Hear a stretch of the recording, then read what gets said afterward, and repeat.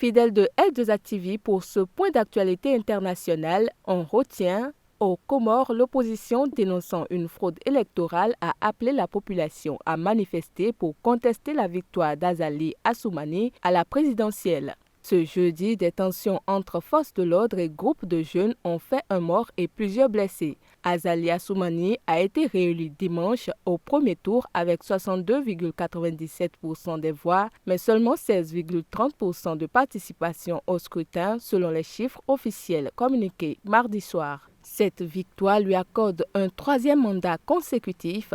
Le président restera au pouvoir jusqu'en 2029.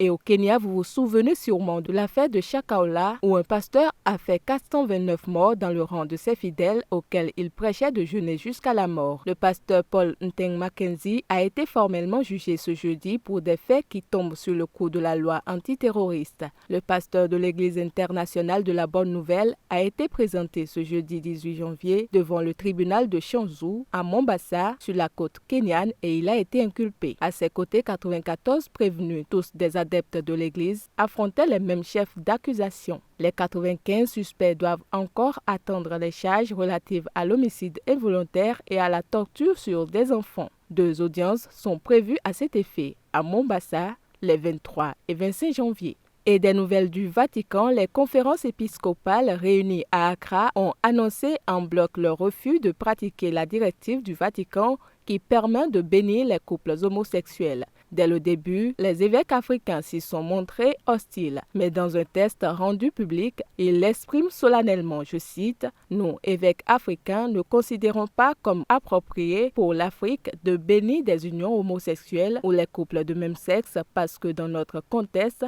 cela causerait une confusion et serait en contradiction directe avec l'étau culturel des communautés africaines. » Fin de citation. Et pour finir ce point d'actualité, la guerre entre Israël et le Hamas continue de s'intensifier.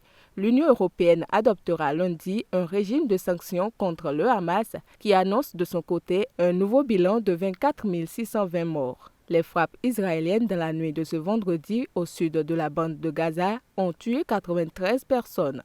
Ce vendredi matin, des témoins ont fait état de tirs et des frappes aériennes dans la ville principale de Gaza. Selon Israël, de nombreux membres de la direction locale du Hamas se cacheraient dans cette localité.